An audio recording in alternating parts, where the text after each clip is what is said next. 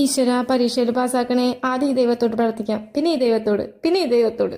മോള് പാസ്സായ ആദ്യം ബിരിയാണി ഉണ്ടാക്കണം, പിന്നെ പായസം ഉണ്ടാക്കണം, പിന്നെ ഹൽവ ഉണ്ടാക്കണം. അവളെങ്ങാനും തോറ്റു കഴിഞ്ഞാൽ ആദ്യം ഇതുകൊണ്ട് തല്ലണം, പിന്നെ ഇതുകൊണ്ട് തല്ലണം, പിന്നെ ഇതുകൊണ്ട് തല്ലണം.